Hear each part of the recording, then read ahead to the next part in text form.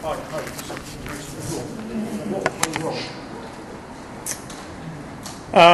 obviously we didn't bat well in all three Test matches, really, if we're honest with ourselves. And if you keep getting bowled out for 140 or 150, you're not going to win many Test matches. So, look, there are obviously some regrets from the batsmen in particular about the way we've played their spinners.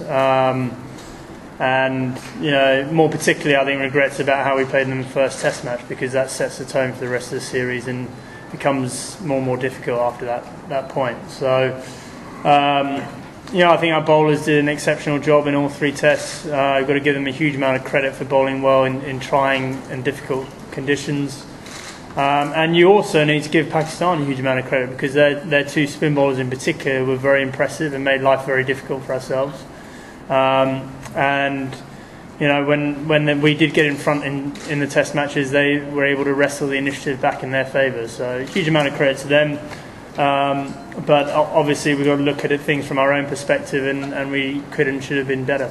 I know you won't panic in terms of selection, which is not your style. Dad didn't succeed anyway. But isn't there an issue with batsmen if they have acquired some baggage through this series playing spinners, these kind of conditions? So the next time you're against a similar attack in similar conditions, that baggage will just come out to those same batsmen again. Well, you can look at it that way, but I think if you're a good enough player, you find a way. It might take you a week or two, or it might take you a month or two, but you find a way of making sure you don't repeat the same mistakes. We haven't been good enough or quick enough in adapting our games here, that is for sure. And obviously, I haven't been involved in a series where so many of our batsmen have had a hard time as this one. So, we've all got some questions to answer individually, and some bit of soul searching and thought to put into how we could do things better going forward. But it's also important, I suppose, that the guys that are here for the one days allow that format of the game to help them rediscover form, and those of us that aren't involved in the one days start turning our attention towards Sri Lanka and the particular challenges that's going to hold for us. And they won't be the same challenges as here. They might be similar, but they'll be slightly different in terms of the conditions, etc. So we need to learn the lessons from this, but we don't need to dwell on it. I think the question that everybody's asking is why all these batsmen came here with so many runs on the board and therefore crediting the bank. And I think everybody's been taken by surprise. Did they perhaps try to play the same kind of game, an aggressive sort of game, and take them to where they had been? No, I don't think so. I mean, I think the challenges out here are quite unique, I suppose. So, you need to be able to adapt your game to the conditions, and also the Pakistan bowlers in particular are quite unique. So they're different type of spin bowlers, and again, it's quite hard to prepare for that without facing them. So, as I said, I think we regret the way we played against them in the first Test, because that allowed their confidence to grow, and it obviously affected ours to a certain extent. But I think we're all asking ourselves the same question, really. Because I've got great faith in our batsmen. I think they're some of the best batsmen in the world, and we're disappointed that we haven't coped better than we have to the challenges that were put up in front of us. So we're going to have to think about it, and we can't just sort of completely ignore it and say it's an aberration, because that would be not doing ourselves any justice and not helping ourselves as a group. So we've got to look to get better, and maybe this is a good eye opener for us, and a bit of a wake up call that things are not easy in this part of the world. And with 2 more subcontinent tours this in the next 12 months, things aren't going to get any easier. So we need to be up for that challenge. And I guess you can't keep saying, oh, things will get better. These chaps are good batsmen, patient they are. But there comes a point where you've got to look beyond that. Yeah, look, I mean, as I said, no one's got a right to play for England forever. That's patently wrong. But I think it's important that we just take a bit of time to let the dust settle, start thinking about actually what went wrong individually and what components the team needs to function properly, and also the components the team need to play the type of cricket to win out here. So that mixture of attack and defence is obviously quite important as well. And over the next week or two, I think things become a bit clearer. And with your veterans remaining today was a bit of a perfect storm in the sense that the gap, the break you had which you needed came at the time it did, and the quality of bowlers that you faced came at the time that they did, and batsmen were out of form at the time that they did, and while they're not excuses on their own, you put them all together and make sure it's 3 nil to beat. Well, you know, I think we've got to sit back and look at the reasons why we did lose in the manner that we did, and we've got to look at everything. You've got to look at our preparation, we've got to look at our training, we've got to look at you know, our techniques, temperament issues, all those sort of things. It would be wrong for us just to ignore, but also we've got to remain true to what has worked well for us in the past. So, you know, there's no point in us worrying about layoffs and different conditions and all that sort of stuff. Those don't help us going forward, because we've got to find a way to overcome those sort of issues. The point being that you can't have it all ways. You can't have a break that you needed, and you can't then play 5 warm-up games to get yourself ready for the conditions. Something has to give.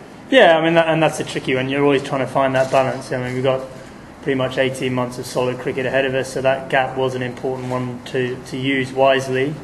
But you know, we had a fair amount of time prior to the first test starting, so you know, I wouldn't use that gap as the reason why we didn't play as well as we should have done. I think that certainly if we looked at it like that, then we'd be avoiding some important issues that we need to confront. Andrew, over the course of the 3 weeks, do you think you've made some progress in working out how to play this thing? I think, yeah, I do actually. I think all of us felt more comfortable at the back end, but you know, the die had been cast by then. So certainly the few days prior to this test starting, we did some really good focused work on some aspects of our play against spin. You know, that needs to be the kind of launch pad or springboard to really take things to another level over the next few weeks. But you know, these things don't happen overnight, and it's important that we do use that as a launch pad and don't sort of let that kind of that desire or motivation drift off in the one-day series in Sri Lanka. I don't think it will do, because ultimately we've lost and we haven't scored as many runs as we can do, and we're all proud players who want to perform well and better than we have done. Sorry, when you talked about sort of learning lessons about it, would that be the conclusion, was just using your feet more, or is it not as simple as that? I think it's just everyone's got their own different technique, but you know, obviously there are two components to it. There's the defensive game, which is paramount and very crucial, and then it's finding your method of scoring, and that obviously changes according to the players. So that's stuff we all individually need to look at.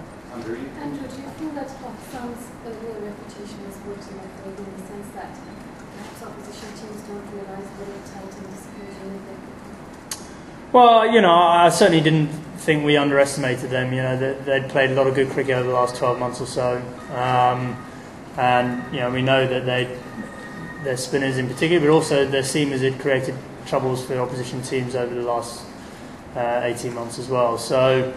Yeah, I think they played outstandingly well. They're obviously well led and a very tight and cohesive unit, and you know, we all know how important that is for any side to play consistently. And when you lost 5-0 in Australia, there was the scope of the war. I know that was a real detailed look at sort of, English cricket from the top to bottom sort of thing. Do you think, though, because this has happened on the subcontinent, there almost needs to be a kind of deep, really more detailed examination, the way that England batsmen play out here, and what you can do in the future? Well, I think it's very important that we do debrief this tour very thoroughly, as we would do on any tour, and learn some lessons, and not walk away from anything if it's staring us in the face. But at the same time, it's not all doom and gloom, and as I said, you don't become a bad side overnight. But ultimately, the challenges out here are different, and English sides generally haven't played very well in these sort of conditions in the past. We need to break that habit. We need to break that tradition, and we're not going to do it by doing the same things that England sides have always done. So we've got to look at new and different and maybe innovative ways of doing that. Are you confident that there are enough batsmen coming through to put some heat on the guys who are in the possession of the shirts at the moment? And if so, do you suspect that there may be some changes this year? Who knows? Yeah, and it'd be wrong for me to speculate on that. I mean, there are some good young players around, but they're young and they're inexperienced, and some of them are getting a little bit more of a taste in the shorter forms of the game, which is an opportunity for them to show their skills. And I think we've got some really good talent in English cricket. So, in that sense, that's a good thing. But I still believe that by and large, the best players there are in England right at the moment are out here in Dubai, and the challenge is for those players to obviously improve and get better. Last question, Stephen. Andrew, the DRS came into its own in this series. Do you think it influenced the way the batsmen approached things? Well, I think you'd be pretty naive not to let it influence things, because you've got to get your pad out of the way first and foremost. I mean, it's a different dynamic, but it's like anything. When you go and play on a different type of wicket, you've got to adapt to the wicket, or against a different type of bowling, you've got to adapt to the bowling. And the DRS is just another element that you need to make sure you're not caught out by it. I've got no qualms with it whatsoever. If you're struck on the pad in front of off stump and it's hitting middle stump, you're out. So that's a simple fact of life. And batsmen all around the world, I think, have had to change their techniques to a certain extent. But I think generally it's a good thing for the game of cricket. But the likelihood is it's not going to be in Sri Lanka, that could change things again.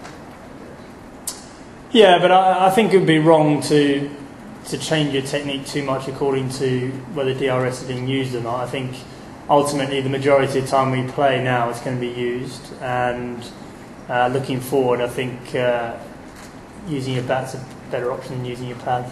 Great, thank you. Thank you. Cheers.